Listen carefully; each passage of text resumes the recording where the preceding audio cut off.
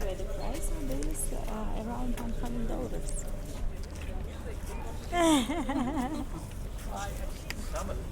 I'm famous now. Yeah. Okay, guys, we're ready to walk slowly right now.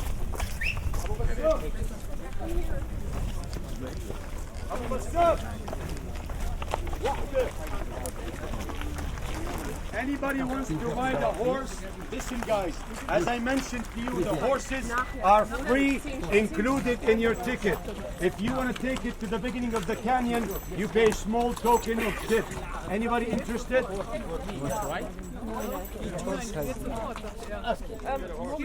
Yes. قرابة حبة حبة عليهم الله يرضى عليك. ابوسك من لحيتك، قلت لهم يقولوا لك اخر النهار يعطوك البتاع. ها؟ ها؟ ها؟ 10 ليرات.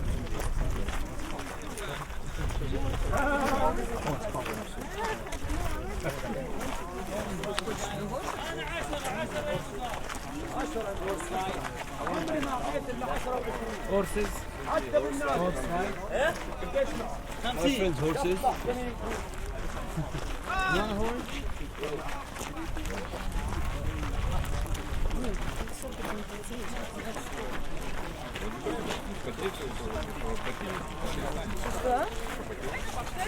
I don't know what I've been told.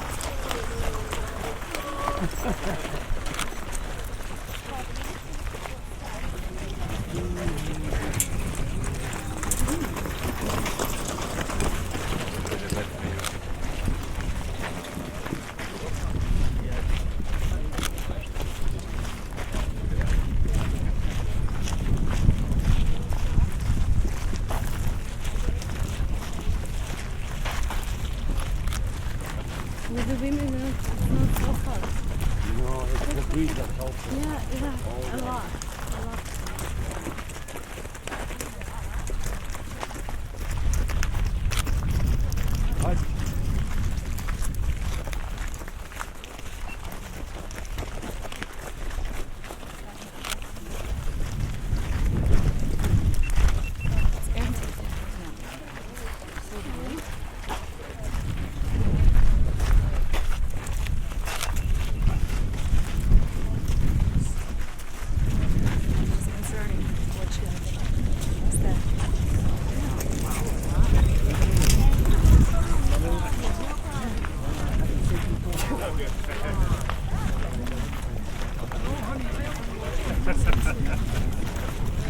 Hello, my brother.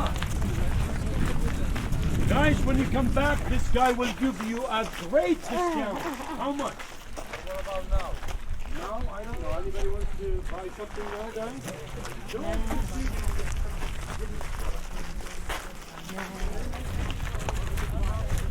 This is about the house.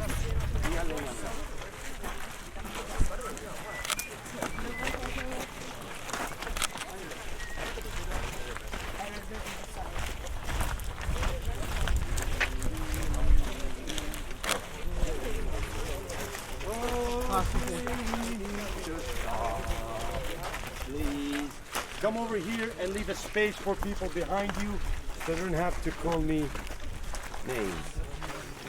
Okay, we have just stopped on 1, 2, 3 blocks.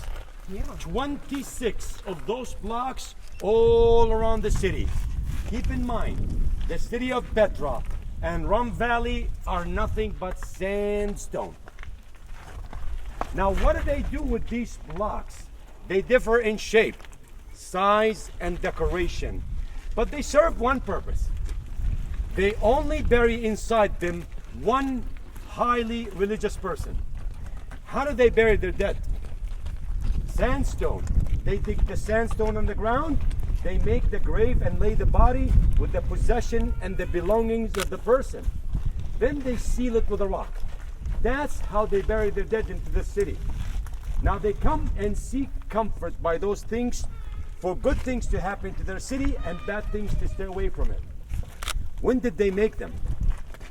They made them in the 100 year of the golden era 50 years before Christ, 50 years after Christ. This is the 100-year golden era. When was the best time ever? This is around Jesus Christ's birth, that era. And the era is related to the treasury. And it's not a treasury. Sorry to disappoint you. Let's go.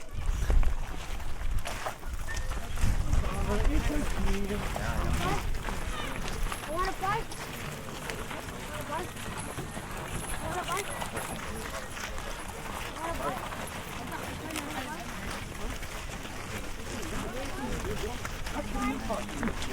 You wanna fight?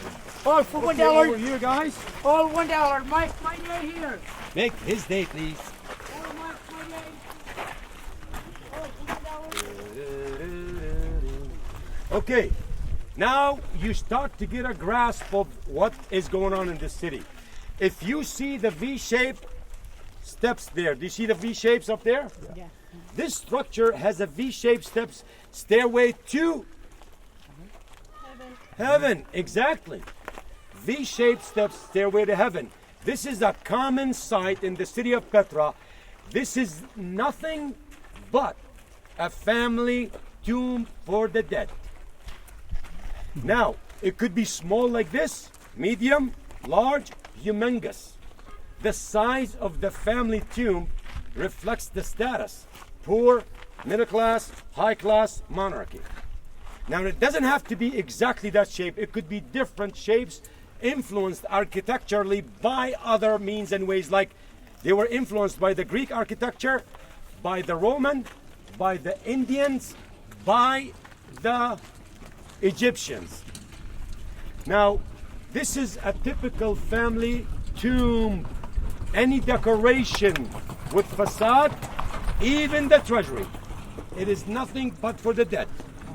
Where they lived in high ground, in plain caves like that one over there. Do you see the plain caves? They never give elaborate things for where they lived in. Only for the dead. In high ground, they live. In low ground, most of the tombs. Why? Because this city is witnessing vicious, very vicious flash floods. 4 months ago, if you were standing here, the flash flood came, it would kill you all. So we start running on the high grounds. We were here, and we got a phone call, flash flood is coming. So we start to run up. And it came here, probably up to here, and took everything. 1960, down the road, around the corner, 29 Frenchmen died from a flash flood. It's no rainy season to get around right now, you're okay. But the rainy season is over. Do you see 12 o'clock, only the steps up there? Now, somebody started to make a tomb, but they never finished it, right? Now, I don't care why they did not finish it, but I can conclude from this unfinished business that the city was carved from top to bottom and not the other way around. Does that make sense? Now, how did they do all these carvings? Most people have the concept of those people are Flintstones. They're like a bunch of monkeys with some stupid stone tools. No way. This city was established around 300 BC, 800 years after Iron Age. What does that tell you? It tells you that those people have all kind of you can imagine of tools, iron tools, from chisels all the way up. They were engineers, sketches, artists, and workers, not bunch of morons. Or maybe Stone Age Flintstone thing. Okay? Very sophisticated community. Let's go.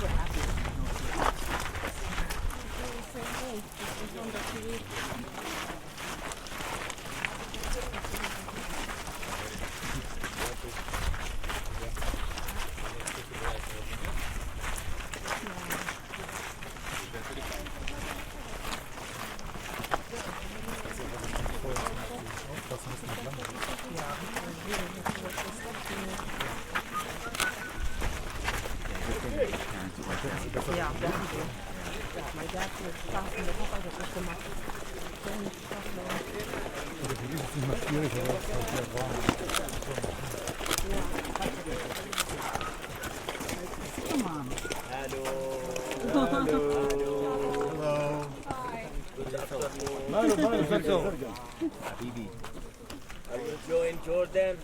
You have a good time? Very good. Typical Jordanian thing.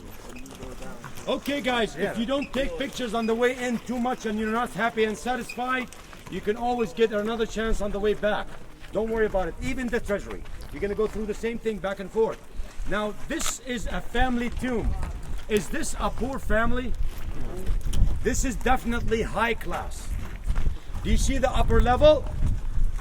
This is the obelisk tomb. 4 stelas on top. Do you see them? Egyptian style. Influence. In the middle of 4 stelas, do you see on the wall a carving of a god? Do you see it? Those people were pagans, believed in God in a resemblance of a stone. They have a mythology of their own, like the Greek and the Roman, but on a very smaller portion. They have many gods. God of trust, God of hunt, God of protection, God of the moon, God of this, God of that.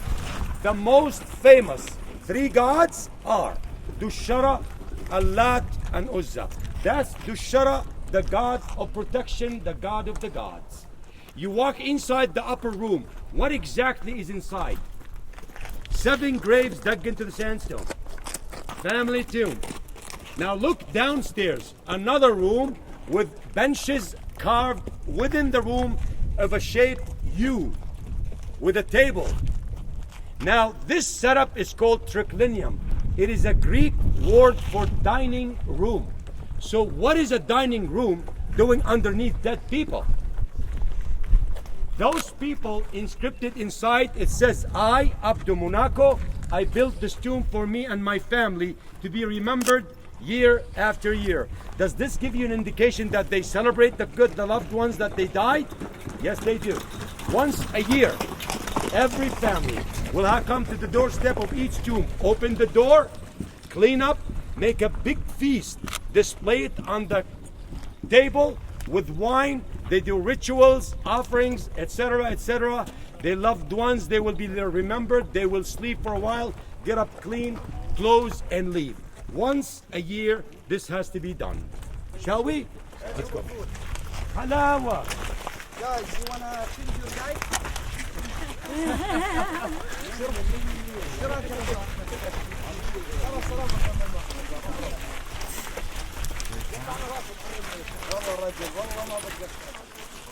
Okay, guys, this is where the 29 Frenchmen at this spot died, 1960. But this overpass was not built. There were no walls to protect this canyon, and this was not discovered. They were covered on both sides. Nobody knows that it exists. So after the incident, the government of Jordan in 1960, they fixed the problem. Just put what it used to be done back in the days of the BC time. They just rebuilt this overpass, put this wall, and uncovered it for the flash flood to be diverted. And instead of going into the city, it goes underneath, all the way through, down in the valleys to be collected in huge cisterns in the valleys for agriculture in the summer. Wadi Araba is a highly fertile land down there. Very good for agriculture. This is how they preserve the water into the summer. Now we're gonna go into the canyon. We're gonna find a nice shaded area to talk about the canyon. This shot right here, as you finish the canyon, when you come out, this is where you can get water immediately if you're exhausted, ice cream, whatever you want. Now, as you push here, you will be offered the horse. Pull the 5,000 and say, take me up. That's all. Don't leave it open and make him guess how much he's gonna give you or you're gonna give him. Just make it abundantly clear. I have 5,000. Would you like to take me? There will be carriages going in right now, just like the carriage for the lovely couple that they took. Sometimes it's empty. They go fast. They don't have regard to your life. They're thinking of getting more customers. So please be careful to right or left in the canyon, especially when it gets narrow. Let's go.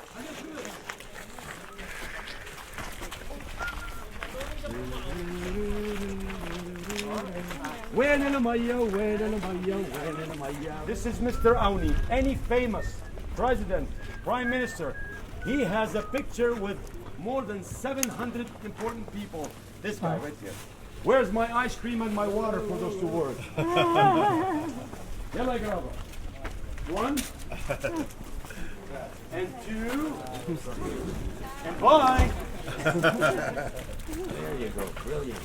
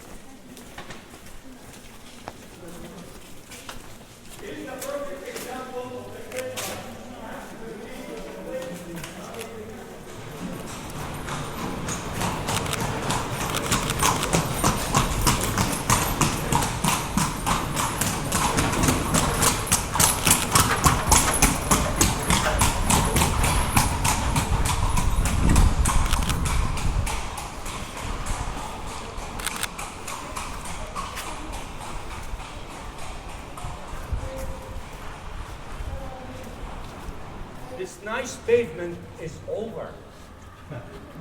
You will see big rocks, small rocks, so pay attention to your steps. Now, I don't want no one to come back here now. I want you in front of the treasury. Because if I want to explain the treasury for you, you need to be there. So do you come back here?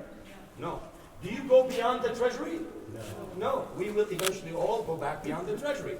So stick around the treasury from all the angles, stay a while, take the pictures, do whatever you want to do for 20 minutes.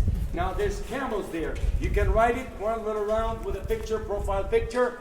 That's $5. You can do it in your free time, and eventually in 20 minutes, you go last to the front of the treasury. You don't go inside, but there's 2 wall brick going across at the bottom.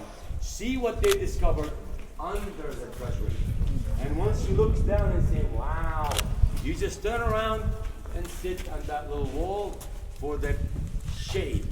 When you get back at the end of the day, there will be much more shade to the treasury.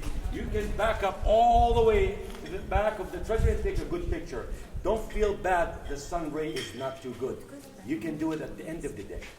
So it is right now, the time is precisely 1:30.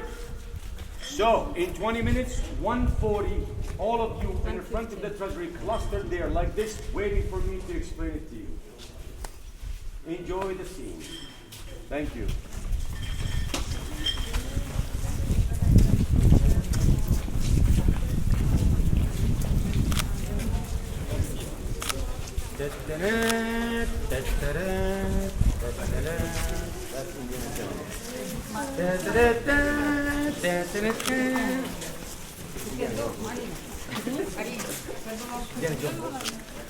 You look left, go to the left wall and look up.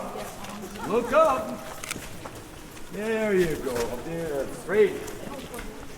Go to the left and you will see it as soon as possible. I see it already right there. Voila.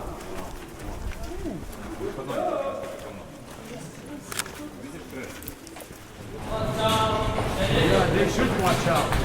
Guys, you're sitting in the wrong way. There you go. Oh!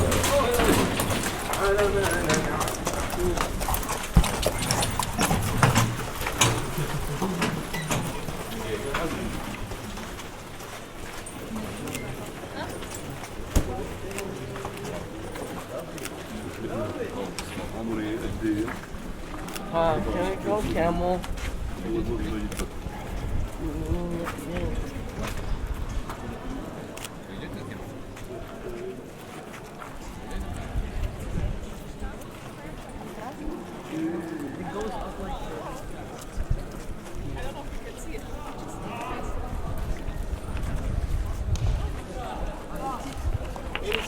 anything but a treasury. This is nothing short of a tomb for a king. Then it became a temple for the Romans. Then the monks lived in it in the Christian era. Then the local sheikhs took over as a house. Then today is for all of us. But it's absolutely not a treasury. So it's a myth. Why do they call it the treasury? Because of the urn on top, in the middle, under the ceiling. You see it's broken by bullet holes. Somebody gave them the notion that there's gold coins in this urn. They shot at it to get the gold coins down. It is out of ignorance that they shot at it, that's all. But it's known to be in Jordan. If you find gold, it has to be in an urn under the ground or hidden in a cave. So the urn fixated in their mind gold coins. Now, if this is a tomb for a king, what distinguishes this king from all the kings? These people are monarchy, kings and queens enjoyed some type of democracy and a freedom lovers. There were 12 kings and 2 queens over 470 years. From 300 BC to almost 170 AD. Now, who is that king and why is he distinguished? His name is Aretas IV. He lived between 9 BC, 47 AD, before Christ's birth in 9 years, and after Christ's death in about 17, 18 years, if Christ died. I have no idea, but my belief that he's been going up there with the gods. He will be back eventually and say, I said what? Now, this King Aretas IV, who was his son-in-law? Have you ever heard of John the Baptist? Somebody beheaded John the Baptist? That guy who beheaded John the Baptist is the son-in-law of this king, Herod Antipas. This king, he made it possible for them to have massive trade, double the standard of the living. He won so many wars, extended the territory to the gates of Damascus. He's the one who plugged macroeconomics, gold and silver coins into the economy. That accelerated the economy and started massively doing trade, and he had brilliant relation with the Romans. After this king, the relation with the Romans started to go haywire until they occupied the city officially by 106 AD. Now, let's talk about specifics. The only physical damage to this structure is the third pillar from the left. 1, 2, the third. The third was down and they put it back up in 1950. Look at the lousy job. Crooked, not straight, and you can see bricks through it. That's just Jordanian re-innovation. Now, all the pillars, they have crowns. This structure, AD, has influence of Greek, Roman, Egyptian in one. The Corinthian style of those capitals or crowns is Roman. But the Greek had 2 styles before them, Doric and Ionic. 2 statues, far left between the pillars and far right at the bottom between the 2 pillars. Those are Polycos and Castro. What do they do in Greek mythology? They take the good and the bad spirits to the down world. 2 statues on top, far left and far right between the pillars with wings. Do you see those gods? These are the great women fighters, the Amazonites. In the middle of the pillars, right there, do you see it? With bullet holes between the 2 pillars. This is the most famous god for Egypt, god of earth. Do you know the name? Isis or Isis. Now, next to Isis, deeper inside on both sides, are Tyches and Nikes. 4 eagles. Pay attention to where are the 4 eagles. 2 on the highest slope to the left, and another 2 on the highest slope to the right. Do you remember the steps that I told you, steps to heaven? This is substitute. Royalty, sometimes the eagles will take their spirit into heavens. Now, too many dots. You see them on the outside of the picture on the left and the right. Do you see the dots? What are those dots? If you go to any modern city, like New York or any big city that has high rises and skyscrapers, do you see a guy in a small box coming down for maintenance or cleanup? That's the same concept. They hang in ropes, put their feet for maintenance and cleanup. 3 gates, one in the middle, big one, and 2 on the sides. The sides are smaller, where ordinary people go from it, and the higher-ups use the big middle one. The holes next to the main gate, this is because it's an AD era. Those people start to bring statues from marble to hang it from Egypt. So anything to be disattached was either broken, stolen, or borrowed by the British.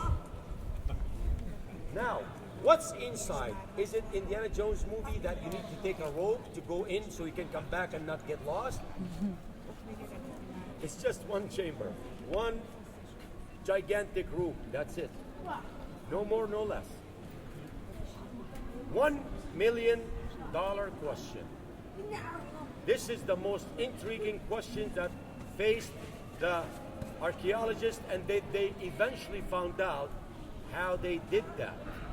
How can 100 people get involved in this process in a time average of 8 years? It could be even 10 or 6 years in the making, and not make a single mistake.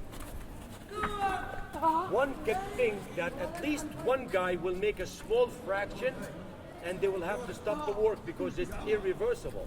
You cannot fix the mistake if you have done a mistake. But those people use a brilliant technique. What was their technique to reduce the mistakes not only to zero? It's impossible to make a mistake in the technique that they use. A group of people, half of you, like this group, in California, they wanted to make the same structure on a smaller portion with all the high-tech gadgets. They failed. They couldn't do it until they applied the rule that they discovered that those people did. What did they do?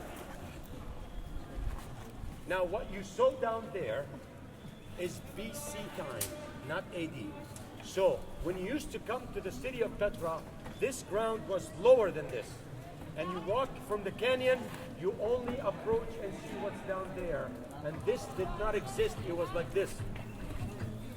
So when they decided on this location, the engineers, they had to disregard the pre-era BC, compensate probably the people, and cover the ground and make it from here on out. Now, we know that they made a frame into AD. So the people will go in and smooth the surface like a mirror. Perfect surface with a frame. Done. They stop. Then they make a big circle, parallel to the main gate. A circle you can actually stand in it. They carve and go in, all the way until the dead line in the back. Then they start making the rooms from inside out. Because rooms do not take too much artistic work. Mainly labor jobs. You don't go wrong in labor jobs. So once they're done, they don't touch anything outside. As they get done from the inside, they give the go-ahead to the workers to start piling up fine sand. Sand like beachy sand. So they make a huge sand dune from back there all the way up. The sand is pressuring all the structure. And it's invisible and you cannot see it. So those people, they go on top of the sand dune without scufflings. They sit, they can do barbecue there very comfortably. They take the sketches from the artists and they go on both corners with the wooden box open from both sides, squared, big one. Not too big, probably this, like a window. They put this big box all the way into the corner and empty it from the sand, while the rest of the sand is pressuring everything around the box. They take that small sketch and they execute the first sketch. done delicately. While they're carving delicately, the rest of the sand is pressured not to fracture. Once they're done, they cover that job that they've done and go next door. Empty, carve, connect the second sketch. Cover, next, next, next, down. Sideways, down. Sideways, down. They keep going all the way until they finish the whole structure. Voila. Any questions? We need to go because this is the beginning. Let's go.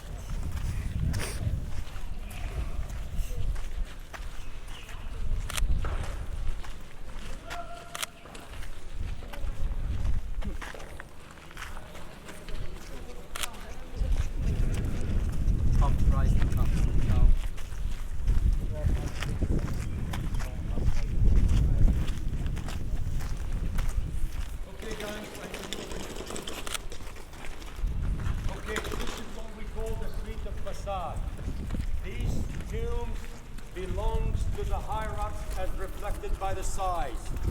But for those who are curious on what's inside, some of you down there will go to venture in a huge, the biggest room in the city of Petra. But for those who are unable to go 140 steps in your free time, you can right now please go inside here and find out what does it look like and come out.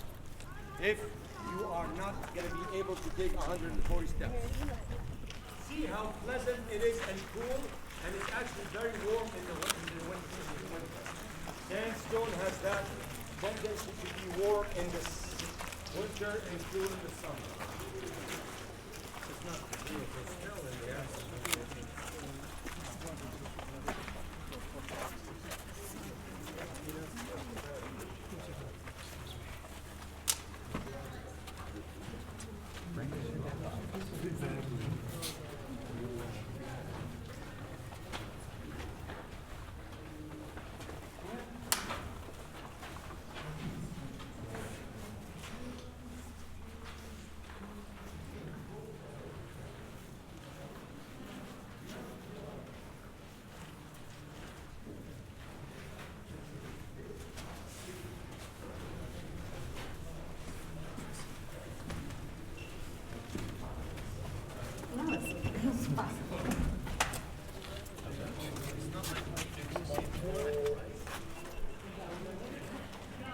Changed a lot. God. See, nothing remains the same. People change, seasons change, everything changed. We're gonna tell you about the clay pipes. Look at the clay pipes with the platform through them. See this? This has to be elevated exactly there, not low, not high, just exactly for 3 degrees to handle the pressure of the water. We're gonna proceed down to the amphitheater. Let's go. Happy hour, guys. Big sales, fridge magnets. 6 for 1, 6 fridge magnets, 180. Half price, guys, half price.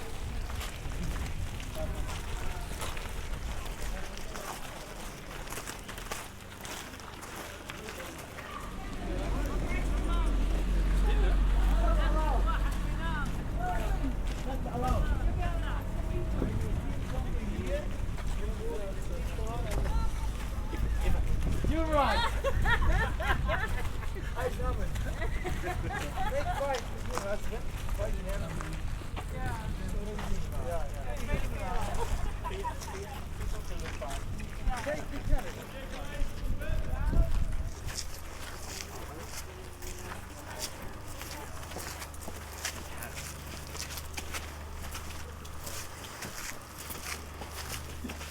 Remember, guys, this city is one era on top of another.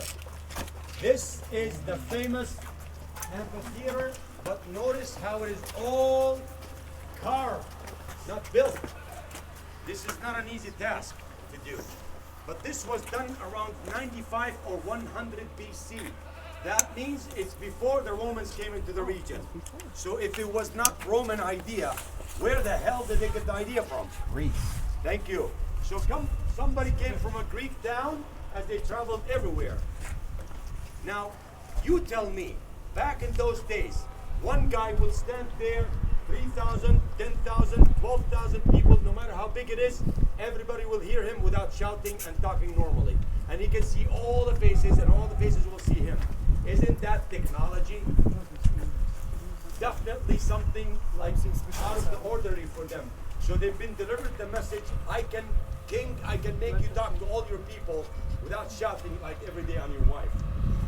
So, this was done around 100 BC, and they executed the order and did it carved, not built. This was done with 3,000 spectators. But what was the use of it for the Nabateans? Was it the same as entertaining like Roman or Greek? Not at all. It was just to deliver a speech by a king, religious ceremonies, ordinary, any mass of celebration. Nothing really entertaining. Now, this was done, and you can say this. 3,000 spectators. Can we speculate on the population around 100 BC? Easy. A mathematical formula, you come up to a 7,000 people. Now, this was done.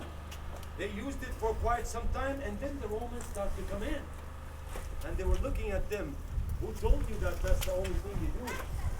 Well, you know, we're good with that. No. Let's introduce you to something else. Entertaining. Like, what do? Feed the man to the lion. That's entertaining, as he's exhausted. So, the Romans, as they came into the region by 106 AD, I told you, they took over the city officially.